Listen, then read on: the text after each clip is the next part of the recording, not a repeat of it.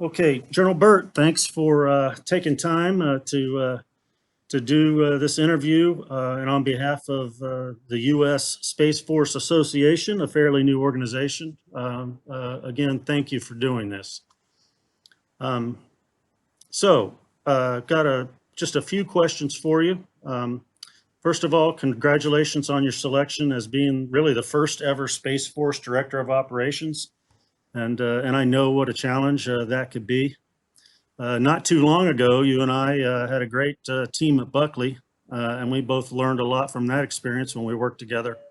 But I'm just wondering for our audience and probably a lot of vanguards out there and airmen the like, what would you say were your formative experiences as you developed in the Air Force, which shaped your leadership approach and kind of prepared you for this current role as the Space Force Director of Operations? Well, thanks, Dan. I appreciate the time, and it's going to be hard for me to call you Dan. You're always boss to me as my former wing commander when I was an ops group commander. I appreciate that. It's been a huge honor to step into the Space Force, and I think we were all pretty shocked 20 December as we stood this up and became the United States Space Force, and we quickly switched hats. So one thing I do want to make sure I'm correcting is we have two different staffs. We have Headquarters United States Space Force, which we stood up here in Colorado Springs, per the NDAA Air Force Space Command name change to Headquarters United States Space Force. So yes, I am technically the Headquarters United States Space Force Director of Operations and Communications. However, I do want to make a shout out to my sister in DC, Major General Nina Armagno, who is the Office of the Chief of Space Operations 23610. So she's managing a lot of what I do and starting to build capacity, because we all know that a headquarters service staff needs to be in the DC area, co-located near the SecDef and the other service chiefs, as well as near Congress. So that's the goal over the next year, is to stand down Headquarters U.S. Space Force here in Colorado Springs and build up the capacity there in DC. But it is an honor to take on that role and work with her hand in hand to make sure that's a seamless transition, because fight tonight, we cannot afford to drop any organized training equip, because enemies at the door, as you know, and we can't afford that. What I learned over the years, I think I've been blessed to go to a lot of various schools, whether it be weapons school or SAS, and to work in operations with a warfighting focus. Again, I think you and I grew up more of a Space Force enhancement. How do we continue to support the other combatant commands and services? And we absolutely have to continue that as we stand up a new service. But it really helped me see how the other services look at warfighting. And to me, warfighting is warfighting. The kinematics may be different from one domain to another, but that's growing up what we really focused on and talked about. And how do we increase our combat capability and lethality? And how do we apply that as we stand up a Space Force and go from what was a benign environment to a warfighting environment? So I've tried to take those experiences, working with other services and working that space integration. How do I now take what I learned there, continue that, and make it better? But at the same time, as we stand up Space Force, how do we build that culture and that warfighting mentality within the Space Force? That makes perfect sense. So we're talking about the Space Force. Stood up on 20 December 2019 for our newest military service, co-equal with the Army, Navy, Marine Corps, and the Air Force. In your opinion, how does the Space Force leadership view its relationship with the Air Force during this time of separation as we're growing the Space Force? So I am sure I can go back to the Doolittles and the Arnolds and the folks who stood up the United States Air Force. So there's still a relationship and a dependence, as there was in 1947, of what the Air Force stood up depending on the U.S. Army. We have that same relationship today as we stand up the United States Space Force. We have a dependency on the Air Force, and our roots and our history and where we come from is embedded in that. So there's absolutely going to be a relationship there. The other unique part is we're more like a Marine Corps Navy model, and that we're both in the Department of the Air Force. We're the little brother, if you will, to the Air Force within the Department of the Air Force. Also, as we've moved out to stand the Space Force up, we've recognized from the beginning we need to be lean, lethal, and agile. So it's a very mission-focused, flat, and small organization, only 16,000 strong. So we're going to continue to really rely on the Air Force for base operating support, for the things that we do as a larger service, so we can stay mission-focused and be small and lean. I think that offers us an advantage. The chief has mentioned many times he wants us to lead the way and be a digital service and get after how do we work automation, innovation, artificial intelligence, all of those things from the ground up. We flatten the organization. I think many people will recognize we took the Mountain Home project. We learned from our Air Force brothers and sisters to get rid of a group command level at the wing. So now you're flattening the organization between the wing commander and the squadron commander. We also have removed in the proposed structure a numbered Air Force level, if you will. So it goes right from a MAGCOM-like field command to the wing commander equivalents to the squadron. So by flattening the organization, you're empowering the lowest level to drive at that innovation. So I think we're learning from the Air Force. We're learning things of how we'd like to do things a little differently, but there are things absolutely that are amazing and continue to be in the Air Force. And how do we play upon that and work that? But it's going to be a symbiotic relationship. I know many people will say it's a divorce. But we're not leaving the Department of the Air Force, and we're going to rely on the Air Force and their partnership as we move forward and stand up to service. Thank you. That's a great explanation on how it's working, and I'm sure over time these things will get looked at and readjusted to as the Space Force grows and as it kind of develops its culture and its own way of conducting the nation's business. Well, it's very interesting. I just want to pile on that, Dan. I'm sorry. I think a lot of the things that are interesting, if you are, again, I know you are someone who studies history, and so I would challenge, if people go back to 1947 and look at the United States Air Force and as it stood up out of the Army Air Corps, I mean, they were wearing Army uniforms for almost 10 years. Right. I mean, it took a long time culture is not something you sniff at. It takes a while to develop, and it's hard. And how do you do that? So we're working hard and getting after it and going as fast as we can, but there is a deliberate, it's generational. That doesn't just happen overnight. So I think when we go back and we look at history, it's been a long time since we stood up a service, 70 plus years. If you look at the Air Force in 1947 versus the Air Force today, massive change. I see the same thing when we talk about the United States Space Force. What we are in 2020 will be very different than what we are moving forward. Yeah, I agree. So as the S3, you obviously worry about the threat to our space capabilities. In fact, you mentioned that kind of in your opening comments. And obviously, none of us want to go to jail here. So keeping classification concerns in mind, what is it though, General, that keeps you awake at night relative to protecting our capabilities in what is now, I would argue, and many would argue, a contested space domain? I agree. I think first and foremost, the only reason we are standing up a separate service is because of the threat. The threat is evolving, and you have to organize, train, and equip, and prepare doctrine, warfighters, and capability to get after it. So we have seen our enemies from as early as, or potential enemies, from as early as 2007 with the Chinese ASAT on their own dead satellite, to as recently as the Russian ASAT that was launched here in the last few weeks, and even Iran's failed attempt 2 weeks ago. This is nothing to sniff at. The 2+3 in the national defense strategy, it's very evident. We have a power competition going on between our two near-peer competitors, China and Russia, and they are very active in space, imposing threats. And even a country like Iran, who is one of the other three, Iran, North Korea, and counterterrorism operations, are making strides to go at space. And you ask why? Space is embedded in everything we do in the fight. It's our American way of war, and it's our American way of life. And they want to take that from us. And if you're the enemy, you want to take advantage. I mean, that's war fighting. So I absolutely understand why the enemy is coming at us this way. The one thing I would say that gives me comfort is I have the best operators. We have the best operators in the United States Space Force who are getting after that, and we're continuing to invest in building capability. The things we have to continue to keep our eye on the ball is cyber, mission system defense, and how do we look at defensive space operations? Because again, it's a lot easier as an enemy to come at us with a Wi-Fi connection and a laptop and try to cyber hack things than it is to go to the harder things like the ASATs we talked about with Russia, because those are high dollar.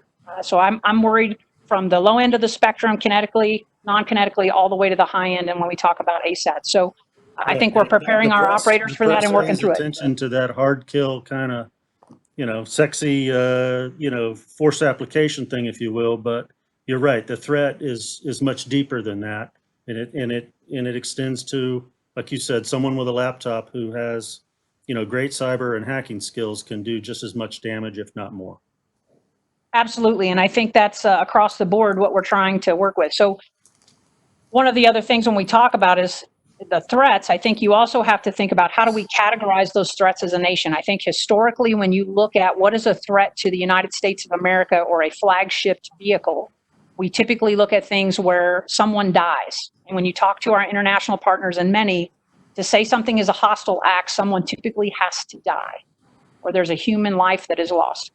Satellites don't have moms. So unfortunately, when we talk about this, we have to make sure that with the general public, we're able to capture, for example, if you take out this satellite, what are the second and third order effects? Yes, a human did not die instantaneously when that satellite was taken out, but what happens second and third order effect on the battlefield and the other domains because they've lost that capability and the time it will take us to backfill that capability. And I think how do we communicate that? And as you said, not have a security incident or a classified discussion is where it gets difficult for the American public, I think, to fully understand why this is important. Yeah, One example I would...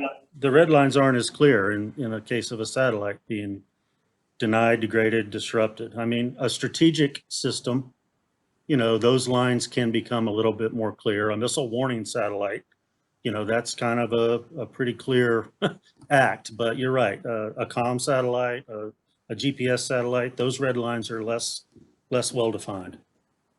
But I think where we're moving to as we move into the future of the Space Force, I don't know if you've seen the movie Ad Astra. I would say it's a father-son story set in space. But that movie to me is really telling. While it's a Hollywood rendition of where we're going, I do believe that the space, where we're going in the space domain is the wild, wild west. So if you think about historically again, when Lewis and Clark started going out into what is now the United States of America and traveling out, they met Indians, they were attacked, there were things that happened. What did we do? We built forts and we built military buildup in order to protect those settlers as we settled and moved west. As we move to the moon in 2024, per Director Bridenstine's direction, and we move to Mars with Elon Musk and the power he's bringing, there will be humans living on those planets and Americans. How do we protect them? Recently, you just heard President Trump he's having conversations with China about mining the moon. And how do we come to agreements for mining very expensive and rare minerals on the moon? You can imagine in Ad Astra, there's pirates on the moon. And I watched that and I went, wow, that's not really that far-fetched that could be that way. And so I think if you can think about in the next 5 to 10 years, it is not a far stretch to know that we will be on the moon, as is China driving in that same direction. So great power competition to get to the moon. And you see Elon Musk and all the efforts he's doing to get to Mars. And I'm sure China and other countries are considering that as well. So I think there's a lot of room to grow. So when you talk about threats, it's not just about 2 satellites. It could be humans and how we're trying to protect them as we start to go out into the wild, wild west of the galaxy. Yeah, right. Yeah, you're exactly right. Well, I could keep talking about that subject with you for another half hour, but I think Me too. we'll move on. You started to talk about this next question a little bit just a few moments ago when you were talking about how long it takes to grow culture, and I agree with you. But just in a general sense, what do you think the Space Force looks like in 10 years from now? And if there's a follow-up to that, and if you have some thoughts on it, how do you think, much as the AFA has done for the Air Force, how can the Space Force Association help you realize that vision of what the service might look like in 10 years? Well, first, I want to say thank you for your efforts in standing up the Space Force Association. That is a big deal, helping both folks who are in the space business, entrepreneurs, as well as just space enthusiasts. So thank you, because again, getting out the excitement about the space domain, it crosses civil, commercial, and military and our allied partners. So how do we get the energy and the excitement and the discussions like these happening in public forums is critical for all of those entities to be successful in the domain. So I appreciate you and your team standing that up and helping us message and get that out. And I think it helps as your question to culture. The more we talk about these things and the more we get excited and interact with those partners that I listed, I think is important. Generationally, well, I think it takes a generation. So we just started our first undergraduate space training class in October at the officer and enlisted level that now is at the TSSCI level. That class just graduated at the end of March and the beginning of April. They are now coming here to Colorado Springs, even though we're battling through the COVID transitions and movements for folks to PCS. but they will be here this summer going into what our space warfighter follow-on. So for the first time, we are binning operators coming out of undergraduate space training into tracks. So either orbital warfare, space electronic warfare, space battle management, or space access and sustainment. So I want you to think about this as it would be in the air domain. As a fighter pilot, I go to undergraduate pilot training. I do really well, and they determine, okay, I'm going to go fast or I'm going to go heavies. And then I sort into going either to fighter lead-in or to tanker training or heavy training, AMC training. Well, how do I then, once I go through fighter training, now which aircraft, MDS, do I get? And then which FTU do I go to? So we're doing the same kind of discussion. UST is our equivalent to undergraduate pilot training. The space warfighter follow-ons, as we bin them, is are they fast or are they heavy? And they'll learn basic capabilities of orbital warfare, for example. What are those dynamics? And then they will go to a particular system within orbital warfare. So think the First Space Operations Squadron with GSAP. So we will continue to keep working that. So you start building that depth. So that just started. It's going to take 10 years before those individuals are squadron commanders and are squadron superintendents, both officer and enlisted. And how do they then shape the way we continue to look at our tactics, techniques, and procedures? To your earlier question, we took a lot from the Air Force about how do we do tactics review boards? How do we do weapons and tactics boards? We go to the CAF WEPTAC every year. We're engaged in all those things. We will continue those processes. But now you will have operators from birth who live in these tracks who will really start to dig, and we build depth. I think you and I grew up, we were masters. We were, jack of all trades, master of none. We were like an inch deep. I think I had 5 different weapon systems under my belt when I retired, and you probably have just as many. Yes, sir. So how do you build depth? How do you build the person that's knows that weapon system inside and out? And not only do they know the weapon system, then they can teach it to others. They can build doctrine and write papers and policy and process on those. I mean, building depth so that they continue to stay and manage that track. So that's where we're going. And I see that's how the culture is going to change as well, because we're going to get very detailed and very specific in force packaging, those various tracks, and how would we fight a war that could potentially extend into space. That is fantastic. But it takes time, and I wish it would go faster. It just takes time. And yeah, well, you can't, you like see you how said, you can't turn the Titanic in 10 minutes, and you can't create a culture in a year. It's gonna take some time, and we've got the right people there, and you being one of them to help guide us there. And it's going to work. I'm sure it is.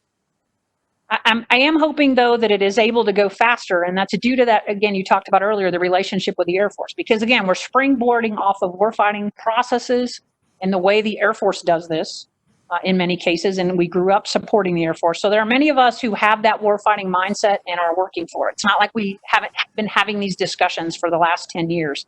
It's just we haven't had the capability or the ability to talk about it out loud and really have these kinds of dialogues that we need to have to really take it to the next level. So I'm really excited.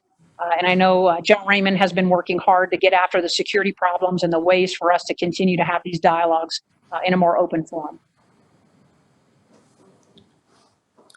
Awesome. Another one for you, General Burt, is we're talking about warfighters a little bit here, and this is a natural extension of that conversation, space warfighters. As you think about the Space Force extending its space superiority mission in particular, beyond what we did in the Air Force, what do you see in your current position as the most important aspect of that to develop over the next 5 years, over the next fight up? Talking about space superiority mission in particular. So I think where it's interesting is warfighting, and I say this all the time. Offense is offense, defense is defense. Whatever you need to do those things, doctrinally apply across any domain. The interesting part is what are the kinematics of that domain? And as you know, space is very different kinematically than air, land, or sea. And so it's very hard intuitively to see it in your mind and to understand it. Some people get it very quickly. Old guys like me, I struggle unless they show me a picture or I have some kind of modeling and sim tool. So the first thing I think we need is we absolutely need high fidelity trainers to be able to, from both UST, we've started building these unclassed trainers that let them do dogfighting, satellite v satellite, and they play a game against each other. So they learn the orbital the orbitology and the kinematics of space warfighting, and what does it mean to be on the I bar and the V bar, and how do I want to come from the sun, and all of those tactics at the basic level. So now they're learning orbitology, not like you and I learned it, just what all the orbits are. They're learning, okay, how would I attack something in this orbit, and what are the advantages and disadvantages from a protect and defend perspective in each of those orbits. They're learning that at undergraduate space training. Then when they step to, as I mentioned, orbital warfare, they're now going to go into the deeper level. So again, I got to have that high fidelity sim that can replicate not only red, but blue. And the other piece that the air domain and the other domains have that we don't is I can build 10 F-22s, send 10 pilots to the plane, and they ring it out. And they learn everything about the F-22. As you know, the first satellite we launch, that's the first article, and that's the first weapon system.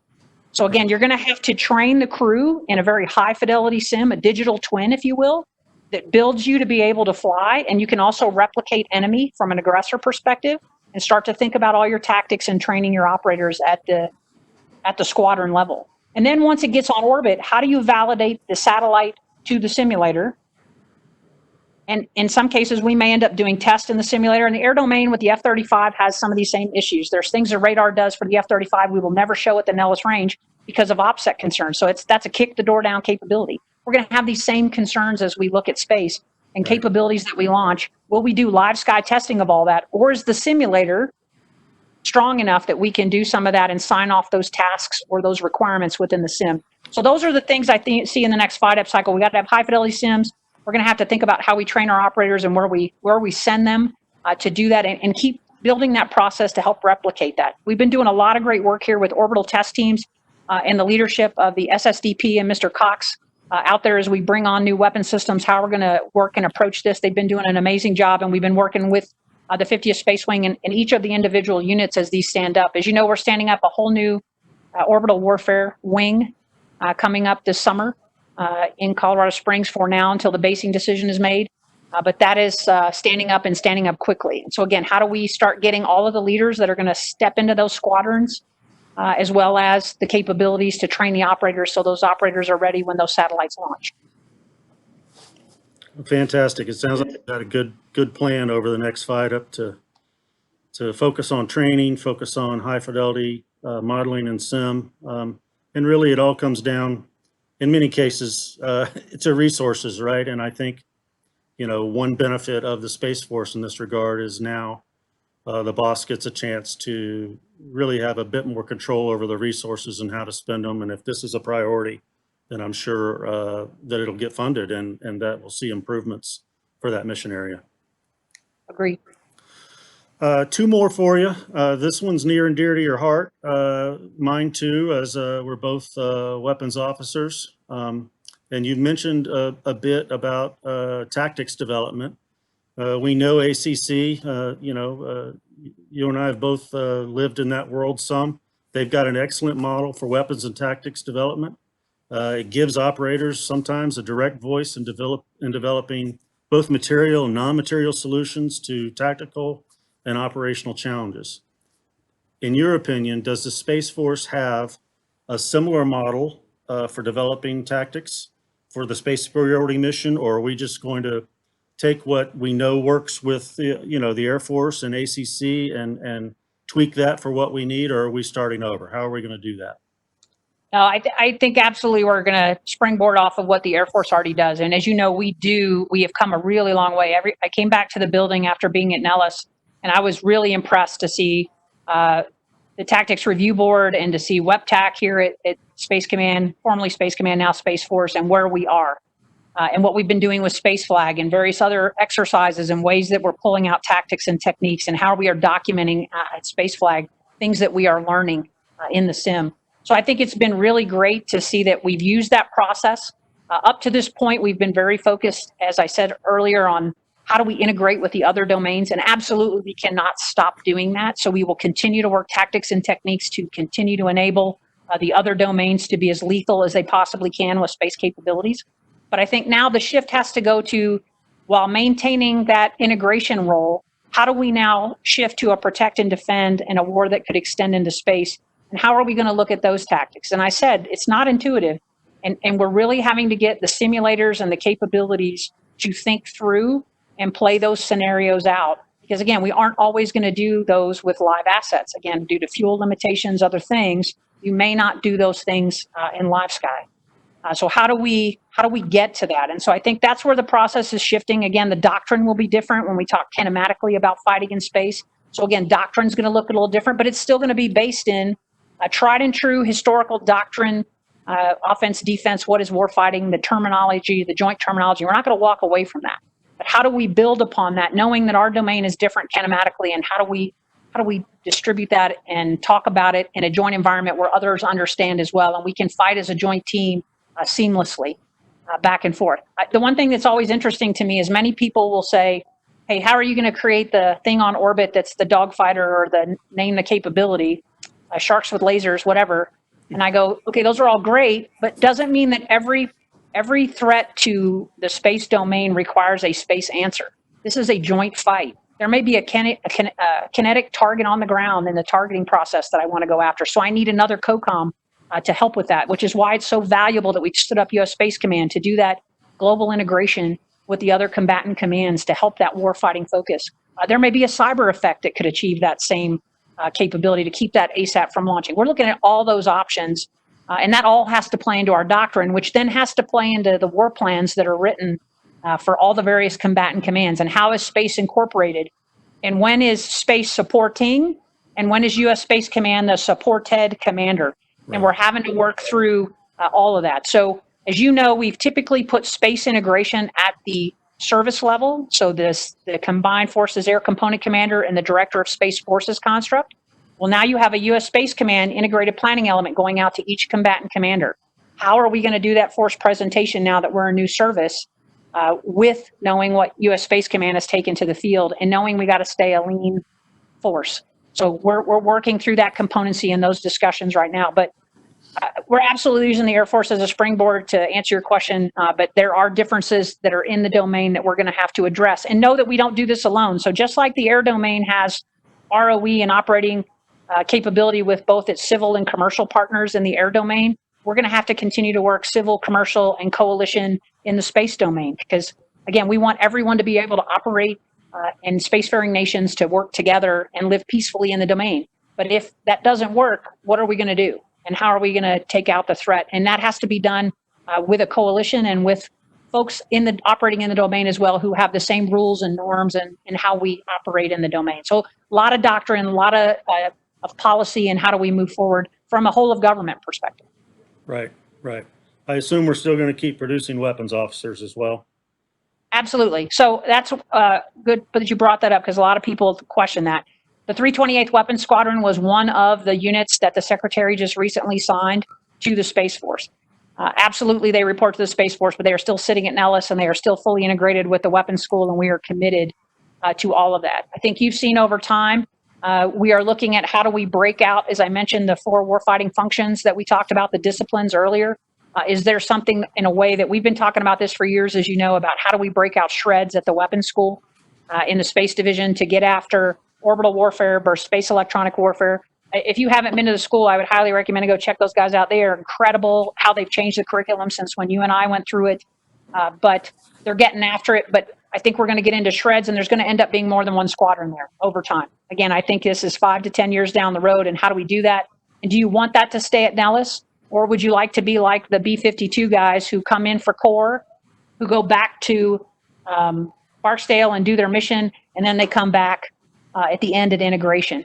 I think we're going to have to look at that, because again, Nellis is a tight space, and how do you put more stuff there if we're going to grow the weapons school?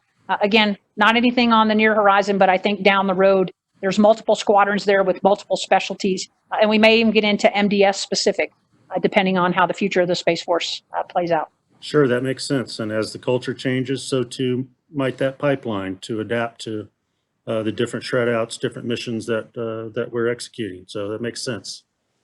Well, I have one last question for you, General Burt. It's probably what everybody wants to know. I keep seeing friends and colleagues on Facebook saying they've applied to the Space Force. So how does someone apply to be in the Space Force?